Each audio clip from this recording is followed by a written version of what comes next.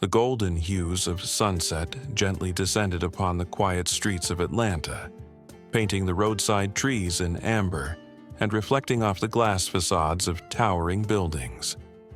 Malcolm Hayes, a black man in his early 40s, neatly dressed in a gray suit and a perfectly knotted tie, was on his way home after a long day at the office. His sedan glided silently through the sparse evening traffic, the air conditioning blowing a soft, calming breeze and a faint jazz tune playing in the background, soothing his weary mind. He had no idea that, in just a few seconds, a sound would slice through that serenity like a cold blade. A piercing siren shattered the stillness. Flashing red and blue lights lit up his rearview mirror. A hidden current had just surfaced. Malcolm looked into the mirror. His eyes narrowed slightly. Not out of fear, but because of a familiarity that had long since turned into unease. A moment that seemed ordinary. But for some, the color of their skin is enough to turn ordinary moments into dangerous ones.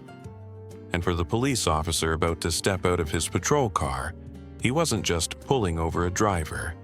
He had just pulled over his own future.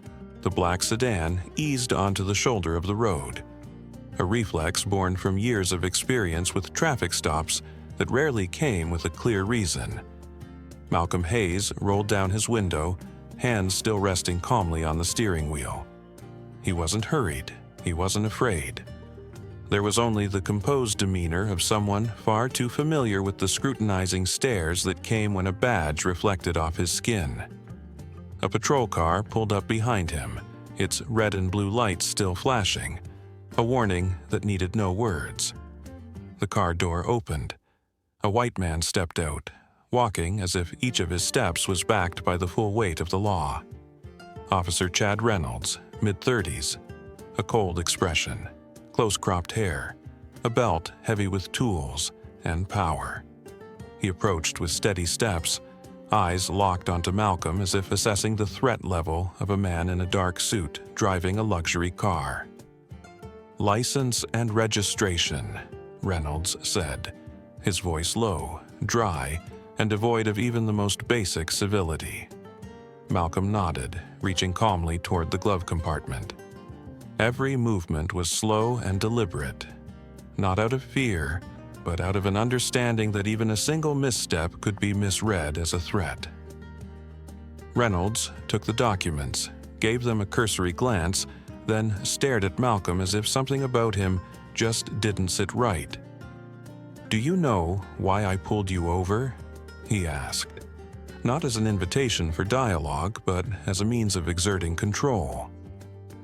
"I'm not sure, officer," Malcolm replied, voice even and clear. "I believe I slowed appropriately when the light turned yellow." Reynolds paused, then gave a non-committal nod. "You didn't come to a full stop," he said, but the hesitation in his eyes betrayed him. This wasn't just about a traffic signal, that much was obvious. Malcolm responded gently, "I understand, if that's the main reason." But Reynolds wasn't done. He stared at the license again. "You're not from around here, are you?" His tone now tinged with suspicion. "I recently moved to Atlanta. The address is updated on the documents," Malcolm said, measured, steady. But Reynolds wasn't truly listening. His eyes wandered, like he was searching for an excuse or a trap. "Where you headed in such a hurry?" The question now sharper, more loaded. "Home," Malcolm answered briefly, his gaze steady on the officer. And then, something shifted in Reynolds' demeanor. He was no longer a law enforcer. He was a man attempting to assert dominance, twisting authority into a personal weapon. "Step out of the vehicle for me," he ordered, without explanation, as if none was needed. Malcolm gripped the wheel a moment longer, then opened the door. He stepped out, not lowering his head, not retreating. He stood tall. Director. Unflinching. Reynolds scanned him from head to toe. The tailored suit, the polished leather shoes, the poised stance of someone who might be a businessman, a lawyer, someone who knew the taste of power. And that bothered Reynolds. "Stand in front of the car. Keep your hands where I can see them." Malcolm obeyed, every movement intentional, each gesture a silent statement. "I am not afraid. I know my rights." "Are you looking for something in particular, officer?" he asked. Not loud, but sharp enough to cut through pride. A flicker of surprise. Reynolds smirked. "Just procedure. There've been some suspicious incidents around here lately. Can't be too careful." Malcolm tilted his head slightly, eyes fixed on Reynolds. "Suspicious incidents? Do they include people in suits driving sedans?" The question didn't need volume, didn't need emphasis. It fell like a blade, straight into the heart of the matter. And for a moment, Reynolds lost his grip. Silence, brief but heavy as stone. Then his jaw tensed. His hand drifted, almost instinctively, toward the edge of his gun belt. At that moment, Malcolm understood. This was no longer a traffic stop. It was a test of ego, of prejudice, and of raw, unchecked power. The air was thick now, like the sky before a storm. Officer Reynolds stood there, motionless. A seemingly simple question from Malcolm had halted him in his tracks, as if he had just stumbled into a truth he didn't want to acknowledge. "Incidents involving men in suits driving sedans?" "I have one question," but it cut into his ego like a blade. Reynolds clenched his jaw. His hand drifted toward his gun belt, not because Malcolm posed any threat, but because he himself felt cornered. "Turn around, hands on the hood." His voice was sharp, impatient. No more reason, no more restraint. Malcolm turned, slowly, expressionless. He placed both hands on the hood of the car, head unbowed, body unwavering. It was the posture of a man who knew exactly where he stood and wasn't afraid. Reynolds stepped forward. His boots struck the pavement with harsh, hollow thuds, loud, heavy, and unnecessarily aggressive. His hands began to search Malcolm, but the actions lacked professionalism. What they carried instead was emotion, unfiltered, flaring. He was looking for something, or perhaps hoping to find something to justify the anger boiling beneath his badge. Malcolm stood still like stone. He didn't flinch, didn't turn his head. He wasn't resisting power. He was letting power expose itself. "Nothing," Reynolds muttered, almost through gritted teeth. Malcolm turned around, and now his gaze had changed. It was no longer the look of a man being pulled over. It was the look of a man watching someone unravel. "Of course not," he replied calmly. "I don't carry anything dangerous. Unless composure itself is a threat to you." That sentence hit Reynolds right in the pride. He stood there, suddenly laid bare. "I'm not done," Reynolds snapped, trying to cling to the last fragments of authority slipping through his fingers. "You know too much," he accused, voice cracking. "You speak the law. You answer smart. You think you're better than me?" Malcolm didn't respond immediately. He looked at Reynolds the way one might look at a child throwing a tantrum, loud, confused, and lost. "I don't think I'm better than anyone," he answered, low and resolute. "I just believe in clarity, in justice, and that a traffic stop should never become a show of force." "Are you a lawyer?" Reynolds scoffed, his sarcasm unable to hide his unease. Malcolm gave a faint smile. Not amused, not mocking. Just the kind of smile that didn't need to explain itself.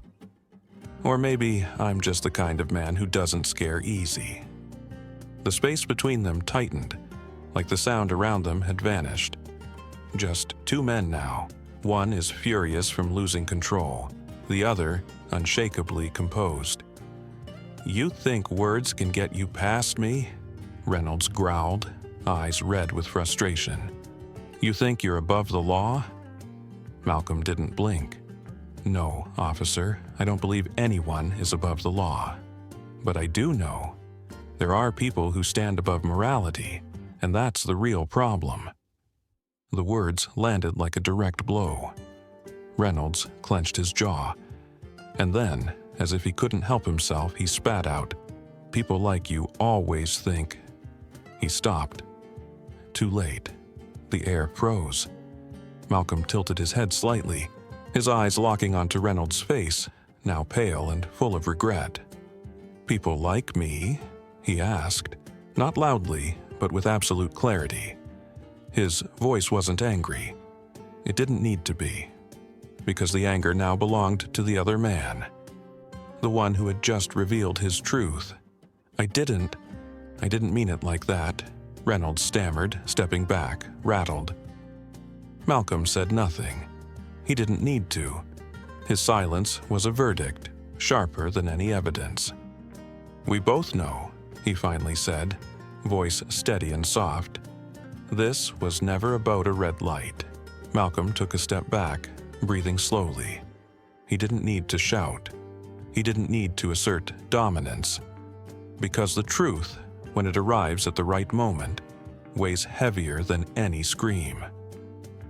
"Officer Reynolds," he said softly, but it was no longer a request. "It's time you knew who I am." Reynolds frowned, irritated. "I don't care who you are," he snapped, clinging to the last scraps of control. "Out here, I make the decisions." Malcolm didn't react. He simply reached into the inner pocket of his suit jacket. "Easy," he said, keeping his eyes steady. "I'm just reaching for my badge." Reynolds flinched. His hand twitched toward his belt instinctively, but Malcolm's gaze didn't waver, didn't blink. "No need for drama," Malcolm said calmly. "I just want you to see it clearly." He pulled out a black leather wallet and flipped it open. A gleaming badge caught the fading sunlight. Not a lawyer's ID, not some ordinary credential. It was the official badge of the Atlanta Police Department's Internal Affairs Division. Malcolm lowered it to eye level with Reynolds, then gave a slow, deliberate nod. "Malcolm Hayes, Chief of the Police Conduct Oversight Unit, Internal Affairs Division." Reynolds froze. His eyes darted from the badge to Malcolm's face, then back again, as if refusing to believe what he was seeing. "One question," Malcolm said, his voice low but ringing with judgment. "Do you know what the worst part of this encounter is?" Reynolds couldn't speak. His face had gone pale, lips moving without sound. "It's not the fact that you discriminated. It's not even that you tried to escalate the situation. It's that you did all of that, and you didn't even realize you were doing anything wrong." Malcolm took a step forward. Reynolds instinctively stepped back. "You thought I didn't know the law.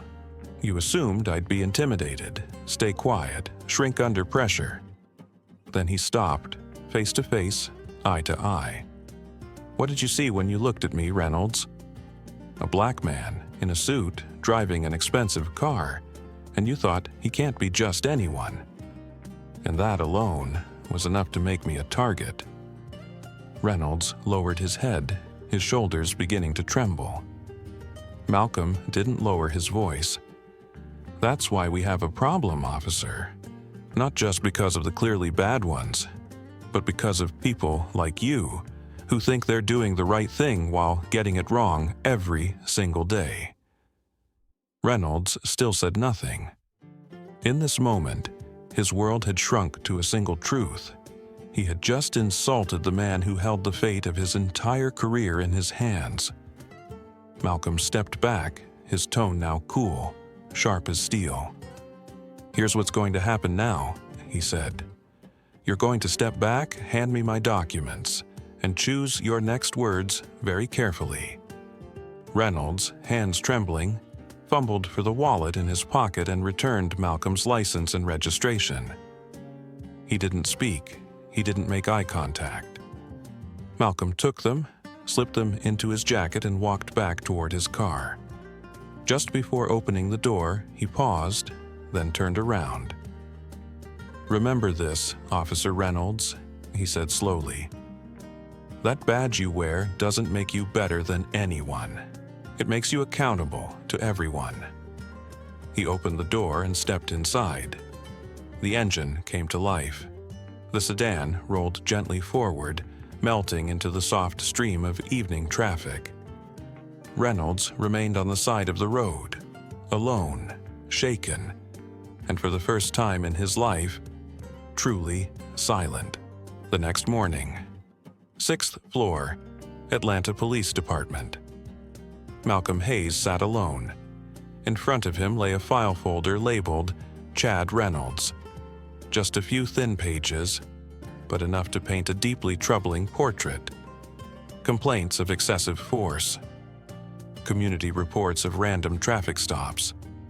Vague notes like handled internally, no clear evidence. Nothing serious? No, only because no one had ever dared dig deep enough. Malcolm leaned back in his chair, but instead of fatigue, his eyes were on fire. Yesterday was the last drop. Today is the beginning. A few hours later, a closed-door meeting room. Division Chief Robert Daniels stepped in. A seasoned man with graying hair and eyes that had seen everything. Everything except this. "What's so urgent, Malcolm?" Malcolm slid the folder across the table. "One of your officers stopped me last night. Searched me, questioned me, threatened me. Not because of a traffic violation, but because I didn't look like someone he considered harmless." Daniels fell quiet. "Who?" "Chad Reynolds." A beat of silence, then a weary sigh. "Not surprised, but not easy to deal with either." "And that," Malcolm replied, "is exactly the problem. We've grown used to calling misconduct not dangerous enough to confront." Daniels looked him straight in the eye. "So, what do you want to do?" Malcolm didn't flinch. "I want a full investigation, not just into a man, but into a mindset. You'll face pushback. Good. If no one's uncomfortable, then nothing's actually changing." Within 30 days, Atlanta trembled. An internal audit campaign was launched, the first in nearly a decade. Old buried files were pulled from the shelves. Public forums were held where the community could speak openly. Malcolm sat across from officers from civilians and documented everything the system had once tried to forget. Reynolds was summoned. At the disciplinary hearing, Malcolm didn't need to say much. His presence, calm, composed, piercing, it was enough to command silence from the entire board. Reynolds was suspended. But Malcolm knew that wasn't the real victory. The real win was this. Young officers began to ask questions instead of barking orders. Citizens feeling like they had a voice and someone who listened. And Malcolm walking out of the hearing room, hearing a black resident say, "This is the first time I've seen someone in that system truly stand on our side." A few months later, an autumn evening in Atlanta, the downtown Civic Hall was packed, wall to wall. Officers, city officials, citizens, activists, students, journalists. Every pair of eyes was fixed on the podium. Standing tall beneath the spotlight was Malcolm Hayes, microphone in hand. No notes, no screen behind him. Just a man. Speaking about justice not from a manual, but from lived experience. His voice was steady, deep, and unmistakably clear. We often think justice means catching the bad guys. But justice also means making sure the good ones aren't humiliated, doubted, or dismissed, simply because of the color of their skin. A police badge doesn't make someone noble. It simply makes them accountable to every gaze, every life they encounter. Malcolm scanned the room, and for the first time since that traffic stop, he saw something different. People weren't just listening. They were understanding. Applause broke out.